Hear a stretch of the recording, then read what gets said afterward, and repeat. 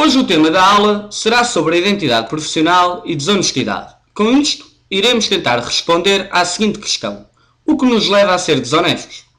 A maioria das pessoas já deve com certeza ter ouvido falar de grandes escândalos financeiros, como o caso do BES e o BPN. Estes casos são exemplos de atos desonestos, onde foram postas em causa as boas práticas de gestão, o que resultou em repercussões negativas na economia do nosso país. No entanto, todos sabemos que a desonestidade não se limita apenas aos escândalos corporativos. Nós, enquanto consumidores, provavelmente já fomos desonestos uma vez, não? Se não, pensemos no caso da omissão de rendimentos às finanças, de pirataria de músicas, filmes e softwares. Pois bem, o ser humano tenta preencher duas necessidades. Por um lado, gosta de se sentir bem com a sua consciência, mas por outro, beneficiar do que pode colher ao ser desonesto. Isto pode parecer um paradoxo. No entanto, é possível graças à nossa flexibilidade cognitiva e ao poder de racionalizarmos os nossos atos.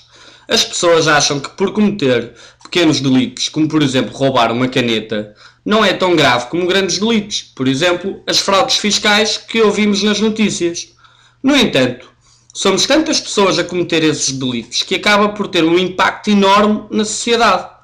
Por isso, vários esforços têm sido feitos por parte dos governos para tentar combater estes delitos, no entanto, têm sido em vão. Torna-se por isso necessário entender o que está por detrás desses atos, para sermos mais eficazes nesse combate. Com esta aula, pretendemos então, com recurso à economia comportamental, entender quais os fatores que levam as pessoas a comportarem-se desonestamente, de modo a avaliar novas formas que possam limitar esses delitos. Nesse sentido, iremos mostrar dois casos que podem acontecer no nosso dia-a-dia e entender melhor esta temática. Olá, Mariana. Então, por aqui. Olha, não tenho desgaste. O que é que se passa? Estou aqui à Com nova. caneta.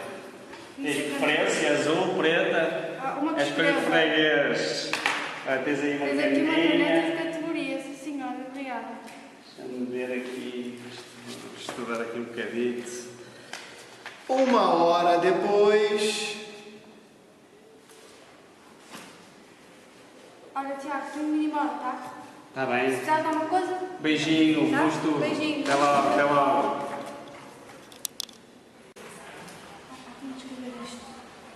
Preciso de caneta, não tenho caneta, que chatice. Então, Mariana, tudo bem? Tiago, vês para aqui e sem medo, vais estudar. Tudo equipado, a estudar, muito Olha, estou a trabalhar. fazer trabalho, não sei se já Trabalho? fizeste. Não. 50% da nota, não sei o que é que Agora vais fazendo todos os dias um bocadinho. Esta hora aqui. Eu tenho que atender. Estou. Então, lá, tudo bem?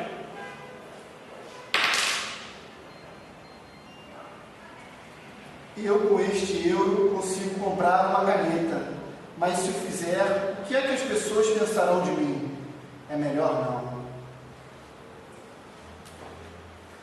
Está bem, depois combinamos. Um abraço. Até logo, até logo, até logo. Isso. Já está. Tendo em conta os dois casos, então que fatores poderão estar associados à desonestidade? Existem duas hipóteses. Uma delas é puramente económica, homoeconómicos, e afirma que somos racionais e egoístas, dando apenas importância à maximização dos nossos próprios benefícios. Tendo em conta esta perspectiva, a nossa propensão para ser desonestos aumenta proporcionalmente com as recompensas externas que se podem usufruir, por exemplo, ganhar mais dinheiro ou ser promovido no trabalho. A outra hipótese é de teor psicológico. Diz-nos que, para além de darmos importância às recompensas externas, existem mecanismos de recompensa interna que afetam a nossa tomada de decisão. Estas duas teorias são visíveis no nosso exemplo. No primeiro caso, quando a menina rouba a caneta, aproxima-se mais à teoria económica, ao passo que, quando opta por não roubar o euro, está de encontro com a teoria psicológica, uma vez que para ela era moralmente incorreto roubar a moeda. Assim sendo, vemos que a tomada de decisão pode ser influenciada por variáveis racionais, ganhos vs punição, quer por variáveis irracionais, fatores emocionais e sociais. Para além destes fatores comprovados empiricamente, a identidade tem-se revelado como um dos fatores que influencia a desonestidade. Todos nós, no dia-a-dia, podemos assumir várias identidades consoante o meio onde estamos inseridos ou consoante as pessoas que nos rodeiam. Existem 3 identidades que mais se sobressaem: a pessoal, a social e a profissional. Posto isto, estudos recentes conseguiram demonstrar que a identidade profissional pode estar aliada a maior ou menor propensão à desonestidade. Iremos tomar como exemplo a experiência empírica realizada pelos autores Aileen Cohn, Ernest Furr e Michelle Marshall. Pois bem, foram selecionados 128 funcionários de um grande banco internacional, os quais foram divididos aleatoriamente por 2 grupos, o grupo da experiência e o grupo controle. Para a primeira parte, ambos os grupos tiveram de responder a um questionário online, enquanto que o grupo de controle se separou com perguntas não relacionadas com a sua profissão. O grupo da experiência teve de responder a questões com a sua experiência profissional. O objetivo principal desta fase era fazer sobressair a identidade profissional entre os indivíduos do grupo da experiência. Em seguida, foi solicitado a todos os participantes que, sem serem observados, lançassem uma moeda e inserissem o resultado numa folha de papel, sabendo-se de antemão que para cada cara que saísse ganhava-se 20 euros. Em contrapartida, cada vez que aparecesse coroa, não se recebia nada. No entanto, havia uma condicionante: o total do dinheiro a ser pago se daria caso o participante arrecadasse um montante igual ou superior ao obtido por o outro participante escolhido ao acaso pela equipa de investigadores. Esta diferença de condições deu frutos. O grupo controlo reportou 51,6% de lançamentos com direito a receber dinheiro, significativamente semelhante aos 50% de probabilidade do acaso, conforme mostrado na figura A. Enquanto que no grupo de experiência, quando se salientou a identidade profissional, este valor subiu para 58,2%, comprovado na figura B. A proporção de participantes desonestos foi 16% no grupo controle, enquanto no grupo de experiência este valor subiu para 26%. Estas observações levantam uma outra questão. Este efeito é específico para os funcionários do setor bancário ou mesmo acontece noutras profissões? De forma a responder a esta questão, os investigadores replicaram a experiência com 133 funcionários de outros grupos profissionais. Por exemplo, da indústria de produção farmacêutica, de telecomunicações e de tecnologia de informação. Os resultados mostraram que o condicionamento da identidade profissional não teve influência significativa no comportamento desonesto desses funcionários.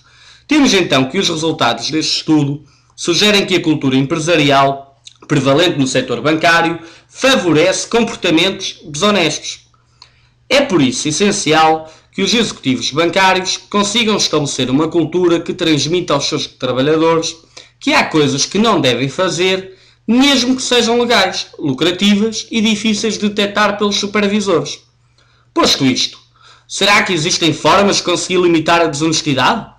Darariel e seus colaboradores fizeram um estudo que conseguiram comprovar de forma genérica que o simples facto de usar um lembrete moral, como por exemplo um juramento de honra, aparenta levar as pessoas a ativarem mais a sua recompensa interna em prol da externa.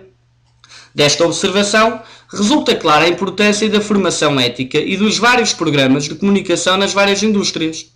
Uma vez que estas iniciativas incutem a responsabilidade e respeito pelos valores da ética e da justiça, esta ideia é reforçada pelos investigadores responsáveis pelo estudo do setor bancário, mencionado anteriormente.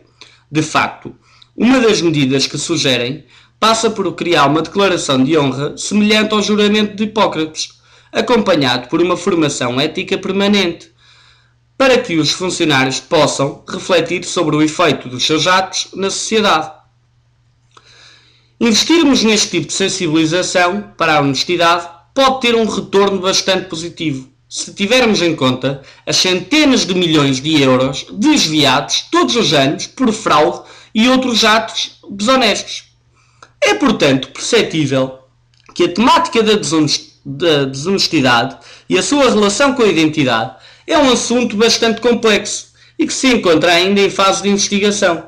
No entanto, é notória a relação que existe entre heurísticas, pelo que perceber o seu melhor entendimento poderá ajudar quer as empresas, quer nós, enquanto cidadãos, a tomar medidas para diminuir o impacto que a desonestidade tem na nossa sociedade e, consequentemente, na economia.